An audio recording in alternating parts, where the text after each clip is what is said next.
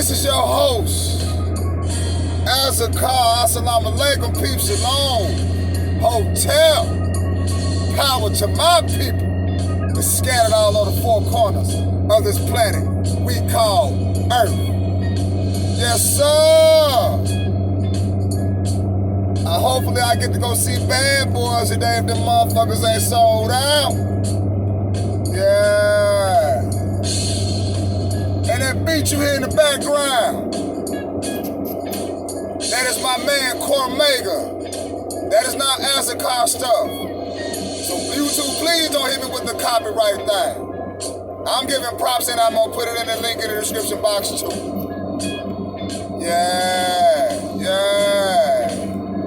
I tell you what, ladies and gentlemen, if you're in the Nashville area, the Antioch area, the Bellevue area, the Murfreesboro area, make sure you put on about 3-4 layers because it's colder than a motherfucker outside. Yes, it is. So please be cautious and warm your ride up too. Let it warm up about 15 minutes. You can't just jump in dry.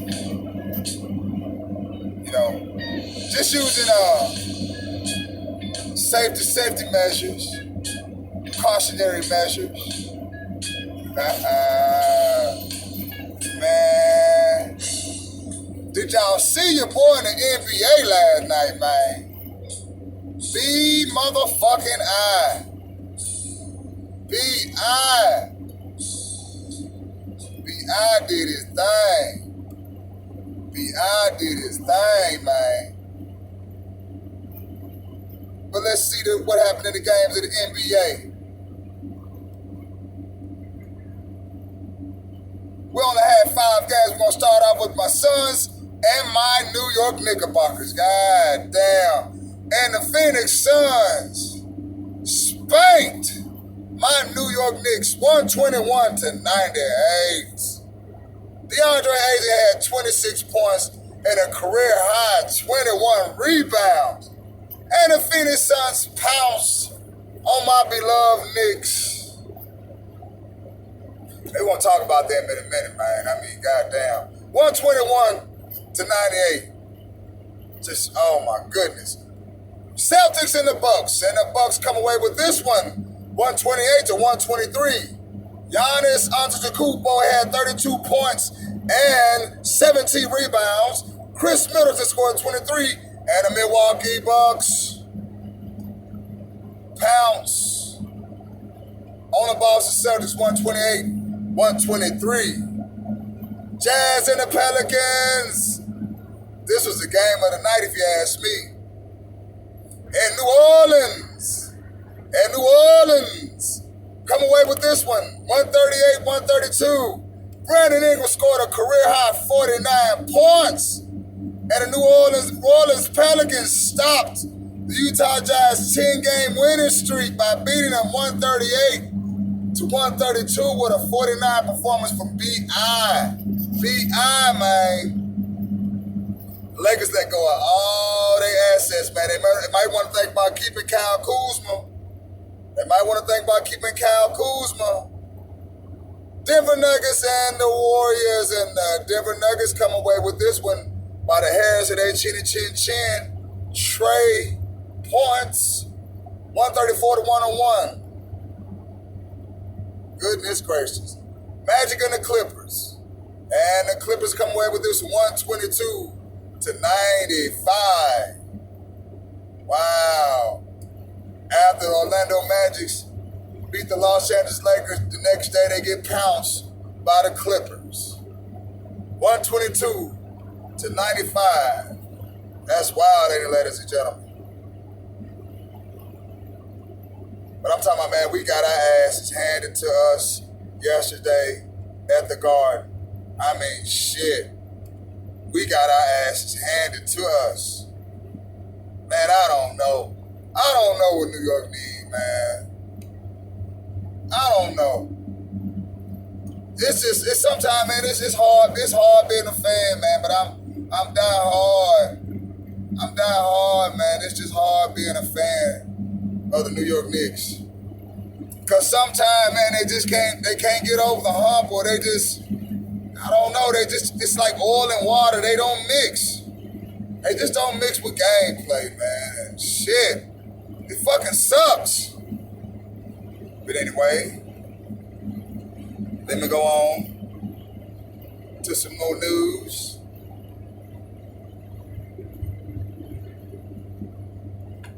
And the world. Well, I already did a video on Damon Dash suing BTV. Y'all seen that? Charlamagne the God calls out Post Malone. He said he a future knockoff. And what do y'all think about the rap today, man? It's not the same, man. It seemed like I dig J. Cole and Kendrick, and even Nip. I really dig Nip. But these artists, man, today, man, it's just not. I'm not feeling it. I'm not feeling it whatsoever. I mean, they don't have no style about themselves. They biting each other. I mean, that's what the hell? Yada yada yada. Motherfuckers sounding like sound effects. You know what I'm saying? I don't know, but your boy said he a knockoff. And I didn't even know who the hell Post Malone was. I didn't even know he was a white rapper. What the fuck?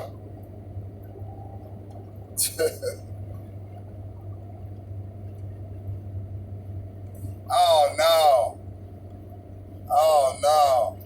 What about Martin Lawrence and Tisha Campbell are going back and forth over the sexual harassment lawsuit? I'm gonna leave his link in that description box for that. I mean, like, damn, this is so much going on. And I hate that show came to an end, man, because you could tell when it was losing momentum when they had to separate themselves from the show.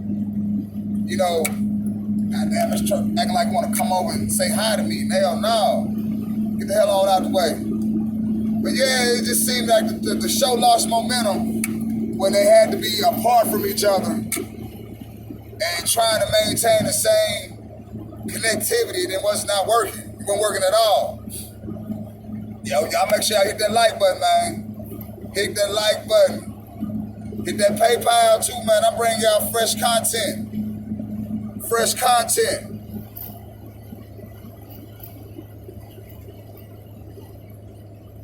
Wow. Stephen A. Smith.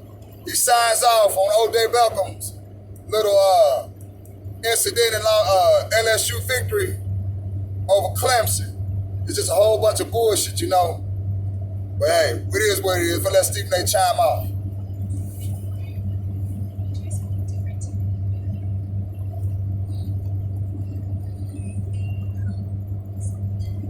As soon as I get it playing good, just give me a second, ladies and gentlemen. How should we view him after this latest incident?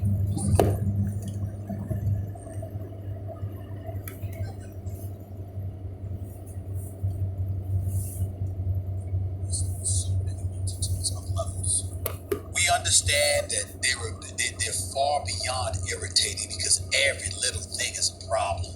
And we know how wrong the NCAA is consistently. NCAA, FBS, all of this other stuff.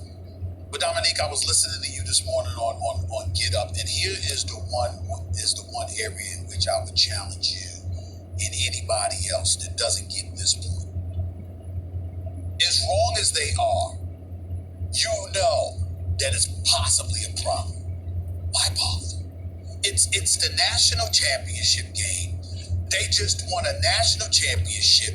You know good and well. Odell Beckham Jr., first of all, he's smart. And oh, by the way, I don't know if y'all notice or not, but if you ever, watch Ballers on HBO, he actually appears on there from time to time. He actually does a really good job. He can act. He can act too. He actually does. I'm just saying, the brother's talented.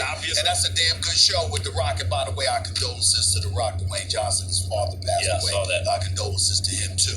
But all I'm trying to say to you is that you know You know it's going to be it's not going to be something that's going to harm you. Right. It's not going to be, but it could potentially harm LSU. I would hope not, because that would be ridiculous and stupid. Exactly. All I'm trying to say about Odell Beckham Jr. is, once again, there are headlines that are created by you that don't involve touchdowns on your behalf, and you're so great and you're so phenomenal. We don't see enough of that in this particular year. It wasn't because of you, it was because of who you were playing with. But the bottom line is, regardless of the multitude of circumstances that have worked in your disfavor, why do you constantly find yourself in the news, albeit small, medial stuff? Why? That's all I'm saying. I want to say my first reaction to this was I kind of loved it. I liked the fact, the main thing I liked about it was LSU alumni were sending an alum was sending the message.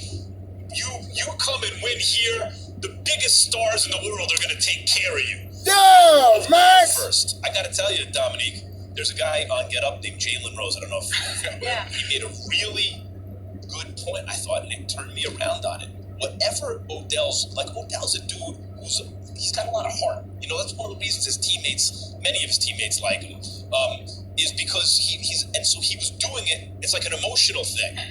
But Jalen was right. When you stop to think about it, what's happening? They just won the national title. Arguably the greatest college football season ever. The greatest performance by a quarterback in college football history. All of the same come from behind win where they wind up thrashing the defending champs. 7 top 10 schools beaten, and this is their crowning achievement. And at that moment, are the rules of the NCAA ridiculous and hypocritical? Sure. But still, you are inviting negative attention from the ruling governing body. Whatever you think of their rules, you're in a way sullying a moment and making it about you. And so if I were LSU, I'd take Odell aside and just be like, let's not do that on the field anymore. If you want to do that when the cameras aren't rolling. I understand if I was LSU, I'd be slightly annoyed by this.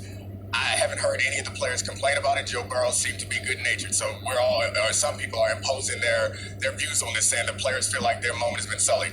None of the players have put any voice behind that, so we can't do that. I'm not going to attempt to climb into Odell Beckham's mind. I'm just going to climb into my own head, and what I saw was an opportunity. And it frustrates me when this opportunity comes up for us. So Odell gave us a news peg by doing this. And instead of using that news peg to talk about the people who are propagating this exploitative system, we use it to say Odell Beckham is being selfish, or Odell Beckham is trying to make the moment about him. He's trying to take attention. To be honest with you, he's not taking any attention, because we don't talk about the national championship on Thursday anyway. We're talking about this because of what he did. And that's what disappoints me more than anything, is that instead of taking this moment to take a second to think about how crazy and absurd it is that the NCAA might penalize them for this, or might investigate this, we take this moment to come down on Odell Beckham, who committed a crime that is not even a crime. Like, there is no victim in this situation. It seems to me that he is playing the middleman in a situation that should actually already happen. And they actually were smoking cigars in the locker room after the game. That is actually technically illegal. No one's tripping about those crimes because it's not a big deal. Relax. But let me say this. Right on, brother. Right on, brother.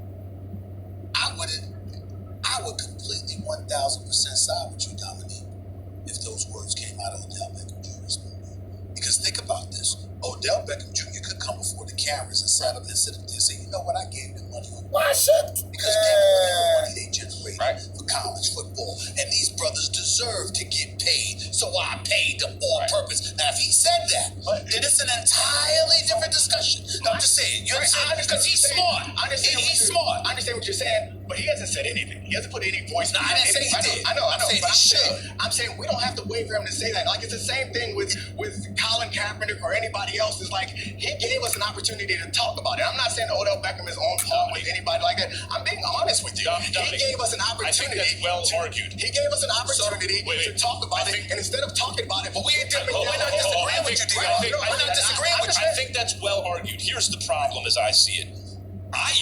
We use almost every news tag around this issue to do just that. Absolutely. That does not mean that every single time it comes up, that's what it's about. In this case, the larger story, in fact, because none of us think it's that big a deal, what the real news peg is not College football's messed up system. It's Odell Beckham's ego. all of you. And whether or not sometimes that gets in the way of better decision making. The only thing that I would say, and I'm not disagreeing with any of that, Max, but the only thing I would say to you, DR, is this. Intent does matter. Now, the bigger, grander picture that you want to take from it, no resistance. Stay with me. Just stay with me. Okay. No resistance whatsoever. Totally get you. But if somebody else's intent was different than what you're displaying and what you're disseminating, and they're the ones that's involved, does that not matter to some degree? Thanks for watching ESPN on YouTube. For more sports highlights and analysis, be sure to download the ESPN app. And for live streaming sports and premium content, subscribe to ESPN Plus.